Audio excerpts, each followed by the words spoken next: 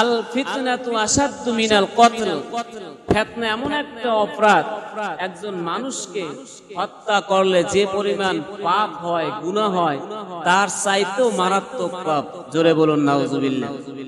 একজন মানুষকে কতল করলে যে পরিমাণ পাপ হইবে, তার চাইতেও মারাত্মক গুনাহ হইছে ফিতনা সৃষ্টি করা।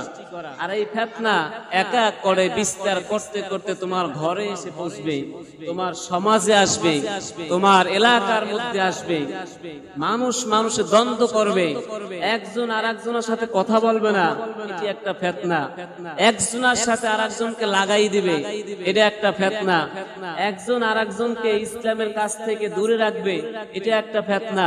স্বামী স্ত্রী ঝগড়া হবে 3 দিন, এটা একটা ফিতনা।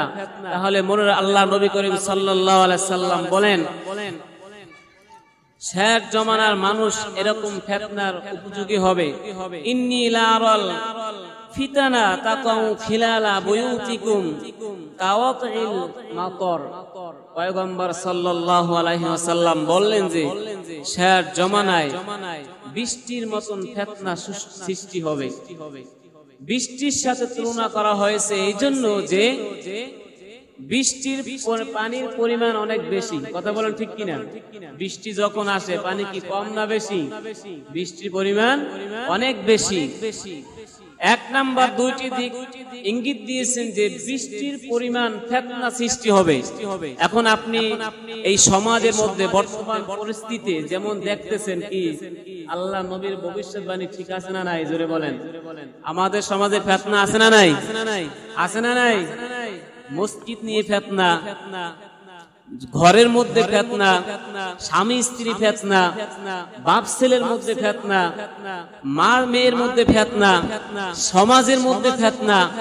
একে অপরকে দেখতে পারে না, একে অপরের সাথে কথা বলে না, একে অপরকে লাগাই দেয়, লাগাই চাই দেখে তারা কেমন মারামারি করে, একজন আরেকজনকে হত্যা করে, একজন আরেকজনকে লাঠি মারে, একজন আরেকজনকে থাবর মারে, একজন আর ভালো আরেকজন দেখতে পারে না। এগুলাই হচ্ছে শেষ যুগের, শেষ জমানার ফিতনা। এগুলা কি? শেষ জমানার ফিতনা। 2 নাম্বার ফিতনা হচ্ছে যে সকালে বৃষ্টি আসলে 1 ঘন্টা পরে আবার বৃষ্টি আসে। কথা বলেন ঠিক কিনা? বিরামহীন ফিতনা, যে একটা ফিতনা শেষ না হতেই আরেকটা এসে হাজির। আজকের বৃষ্টি আসলে আবার কালকে বৃষ্টি আসে, এখন বৃষ্টি আসলে আবার 1 ঘন্টা পরে বৃষ্টি আসে।